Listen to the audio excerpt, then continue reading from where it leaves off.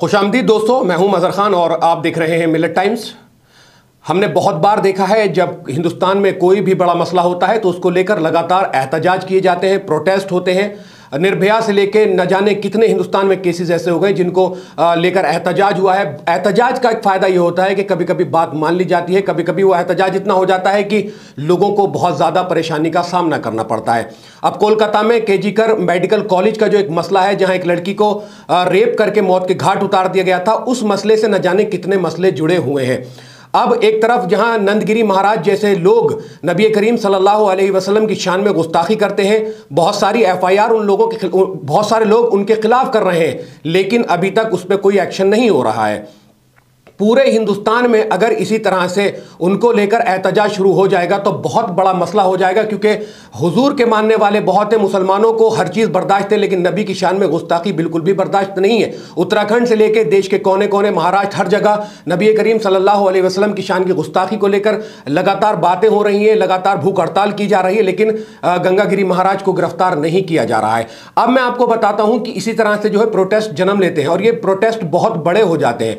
दूसरी तरफ मैंने कहा ना कि जब एक स्टोरी होती है तो इस स्टोरी में बहुत सारी चीजें होती हैं। एक तरफ जहां पुलिस पे पथराव की बात आती है, हुजूर की शान में गुस्ताखी को लेकर वो प्रोटेस्ट हो रहा था, जिसमें हाजी शहजाद के मकान को बुलडोजर से तोड़ दिया गया, करोड़ों की बिल्डिंग को धूल चटा दी, क्योंकि नबी करीम सल्लल्लाहु अलैहि वसल्लम की शान में गुस्ताखी पर एहतजाज चल रहा था। पुलिस से झड़प हुई, पत्थरबाजी हुई और पत्थरबाजी में शहजाद को चिन्हित करने के बाद उसके घर को बुलडोजर से कुचल दिया गया, तोड़ दिया गया। करोड़ों की जो उसका मकान था उसको नेस्तो नाबूद कर दिया गया, उसकी जो गाड़ियां थी उनको तोड़ दिया गया। तो अब कोलकाता में इंसाफ मांगने के लिए भारतीय जनता पार्टी के जो कार्यकर्ता हैं, जो सड़क पर उतरे हुए थे, उस बच्ची के लिए इंसाफ मांग रहे थे, कह रहे थे वी वांट जस्टिस। अब आप जब इंसाफ मांग रहे हैं तो सुरक्षा कर्मियों को इतनी बुरी तरीके से पीट देना कि उनको सड़क पर लिटाकर आप लाते घूंसे पत्थरबाजी कर रहे हैं। महिलाओं के अधिकार को लेकर लगातार बात होती है, जहां महिलाएं कांधे से कांधा मिलाकर चलती हैं, तो प्रोटेस्ट में महिलाएं कैसे पीछे हट सकती हैं?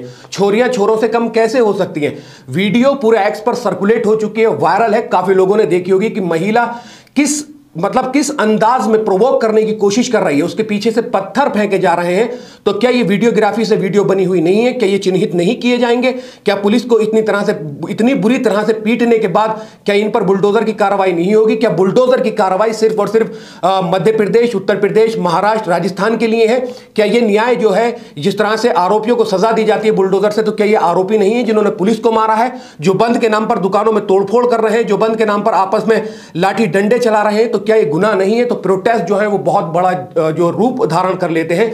तो इस तरह जो है लगातार चीजें जो हैं वो हमें देखने को मिलती हैं और ये काफी तकलीफ का बाइस भी होती हैं, क्योंकि इस तरह के जो मामले होते हैं वो आम हो जाते हैं। तो जल्द से जल्द किसी भी मसले का जो है वो सॉल्यूशन ढूंढना चाहिए, उस मसले को कैसे हल किया जा सकता है। वो महिला डॉक्टर जिसने 36 घंटे ड्यूटी की हो और जिसने काम किया हो, जो नींद से सो रही हो, उसके साथ बलात्कार करके, उसके साथ रेप करके उसको मौत के घाट उतार दिया जाता है, चिन्हित कर लिया जाता है, लेकिन सजा का कोई उसका प्रावधान नहीं हो रहा है। उसको अगर सजा दे दी जाएगी सारी जांच करने के बाद तो ये मामला शांत हो जाएगा।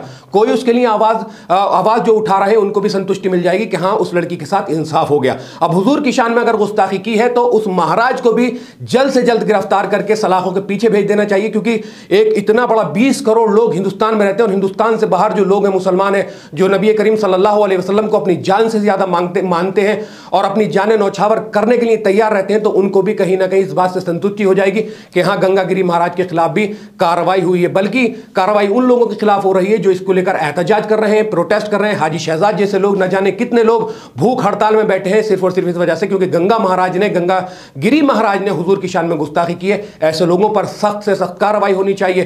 तो ये पूरा सिनेरियो है जिसको मैं आपको बताना चाहता हूं कि पूरे हिंदुस्तान में जब भी कोई बड़ा मसला होता है उसका हल जो है प्रोटेस्ट से ढूंढा जाता है, प्रोटेस्ट किया जाता है, कैंडल मार्च निकाले जाते हैं, ताकि सरकार का ध्यान आकर्षित किया जाए और जो इसमें आरोपी हैं उनको सजा दिलाई जाए। अगर आपको ये वीडियो पसंद आई तो वीडियो को लाइक कर दें, शेयर कर दें, वीडियो पे कमेंट्स करना बिल्कुल ना भूलें और तमाम सोशल मीडिया प्लेटफॉर्म पर आप मिलत टाइम्स को फॉलो एंड सब्सक्राइब कर सकते हैं। स्पेशली टेलीग्राम और व्हाट्सएप चैनल पर भी आप मिलत टाइम्स को फॉलो एंड सब्सक्राइब कर सकते हैं। शुक्रिया।